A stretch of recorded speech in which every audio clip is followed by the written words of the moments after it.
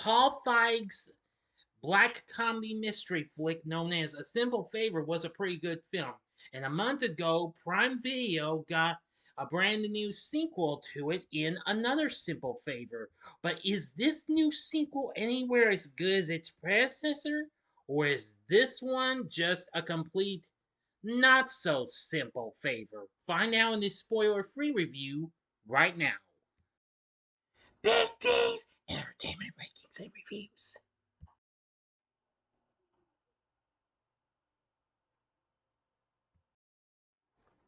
So, greetings, my fellow YouTubers, and welcome to Big D's Entertainment Rankings and Reviews. My name is Doyle, better known to you as the Big D, and this time around, I bring to you a spoiler-free review of the 2025 black comedy mystery flick Another Simple Favor, released by Amazon MGM Studios, produced along with Lionsgate, who produced the predecessor to this. Directed by Paul Feig, written by Jessica Sharzer and Leah Kalogridis. Anna Kendrick, Blake Lively, and Henry Golding returned from the first film, plus Andrew Rannells, yeah, he's back, Bashir Salahuddin, Kelly McCormick, Joshua Satine, and Ian Ho, are also back as well. Also, there's Michele Morrone, Elena Sofia Ricci, Alex Newell, Allison Janney, and Elizabeth Perkins, who replaces Jean Smart. This film was made its premiere on Prime Video a month ago on May 1st, at just 2 months after it made its premiere at the South by Southwest Festival this past March. It's got mixed reviews and what have you. Now, if I'm going to give you just a little bit of the story. So if you haven't seen my review of the first film, I advise you to click on the card and check it out before you go into this one, okay? Give you a few seconds. That'll do it. Okay, now on with a little bit of our story.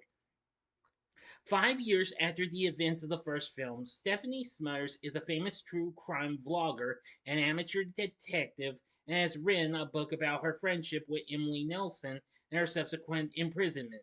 At a signing event, she is confronted by Emily, who has been released on appeal. She is marrying her old friend Dante Versano, a wealthy Italian man from a family with connections to organized crime.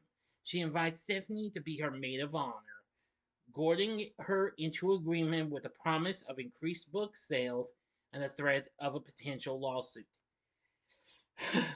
After arriving in Capri, along with Dante and Stephanie's agent Vicky, the two reunite with Emily's ex-husband Sean and son Nicky. Also at the wedding are Emily's mother Margaret and her aunt Linda, as well as Dante's mother Portia, who has a contentious relationship with Emily, accusing her of marrying into the family for money. At a lunch before the wedding, a bitter and intoxicated Sean has a heated confrontation with Dante, and later Sean is murdered in his hotel room by an unknown assailant. And eventually, Stephanie and Emily reconnect at Emily's bachelorette party, where Stephanie turns out to be the only guest and what have you. But things do take a big turn for the worse. But that's all the story I'm going to give to you. So now,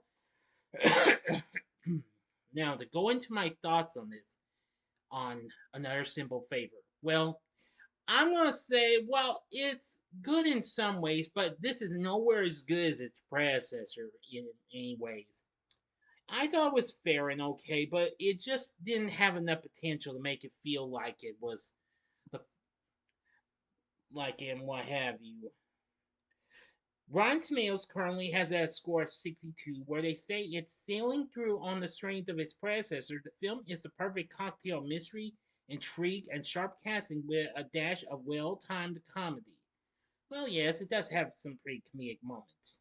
Metacritic has a score of 54. On some reviews, one on RogerEbert.com said, despite the change in subject from motherhood to the mafia, the film ends up largely the same as the first in terms of what works and what falters.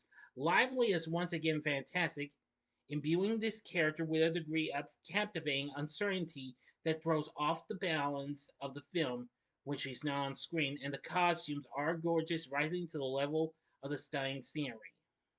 One review of the from the Wrap said the film might not be Emily's perfection chilled glass martini, but that's fine. Like the everyday martinis Emily shakes in a jiffy, fight, sexy, and silly criminal caper goes down just fine. A reviewer for the AV Club gave this a C plus, saying, though the simplest pleasures of the film remain, catty chemistry between Kendrick and Lively, loopy twist, bravura, statement outfits, the heat powering the concept has cooled the extent that despite the increased body count, the sequel feels as perfunctory as its title. It's just another one. Yeah, I do agree. I was kind of mixed on this film. While it's good in ways, I did like it a little, but again, not as much as its predecessor, though. But it feels like it had some pretty fun stuff, though. Some of it gave me a few good laughs. But anyway, Theodore Shapiro, um, excuse me, once again does the film's score, and I will say he does a good job.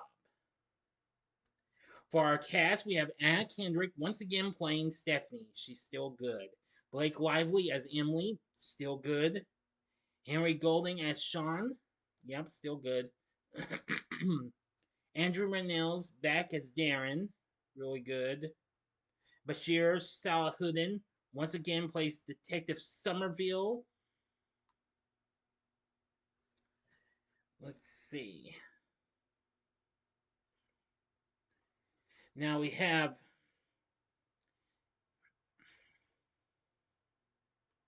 Okay, sorry, I'm trying to look through all of these.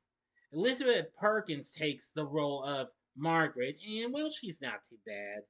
Michele Morrone played Dante, who was pretty good. Elena Sofia Ricci played Portia. I'd say she was fine. And Allison Janney played Aunt Linda. Now, of course, this is not the first time I've seen her in something that Mr. Feig directed. Alex Newell played Vicky. Yeah. Okay, and Ian Ho once again played Nikki. Kelly McCormick once again plays Stacy. Let's see.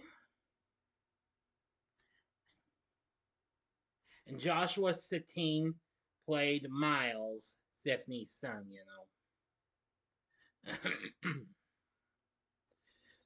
Oh yeah, I mentioned every. Oh yeah. Okay, yeah, I mentioned everyone else. Everyone else wasn't too bad, but anyway, another simple favor. Well, it is good in some ways, but I felt like this wasn't quite close to as good as its predecessor, though. I appreciated what they were trying to do with the film and what have you. It just didn't catch on with me much, but I still got through it, though. At least we got well, Anna Kendrick, Blake Lively back as the two main characters who are still once again pretty good, just like last time. So anyway, another simple favorite. Well, not quite as good as its predecessor, but still, it's a little fun and what have you. I'd recommend this if you did like the first one. And you want to know what happens in. I'd say give it a go. Give it a one-time watch. But if you're not into that, then just stick with the original. And like I said, I was kind of mixed on this, and the story's fine too, as well. But that's going to do it. Another simple favor, it's a fine sequel. Again, not as good as its predecessor, though, but tries to do its extreme best. For my score, I'm going to give Another Simple Favor 3 stars. On a scale of 1 to 10, I give it a 6. So, what did you think of Another Simple Favor? Tell me what you thought about in the comment section below. If you liked this video, consider clicking the like button, subscribe, and be a part of the Big D Nation. Continue to help support my channel, make it grow and make the views grow. Tell all your friends about my channel, get to know me. May they like to be a part of my Big D Nation. Share my vid with your friends if you like, and all that stuff. Join me next time when I bring to you a review of another Paul Feig film, and this is a much more funnier film, Spy. So I hope you enjoy this and check out my reviews of the Pitch Perfect trilogy, in which Anna Kendrick does a good job in those. In the upper left hand corner is my review of the first film of that franchise. Upper right hand corner is Pitch Perfect 2 review, and Pitch Perfect 3 reviews the bottom left hand corner. And the bottom right hand corner is the button you can click to subscribe. If you like rankings and reviews on movies, TV, music, video games, etc., then I'm your guy. Thanks for watching. Until next time, I'm the Big D saying, see ya.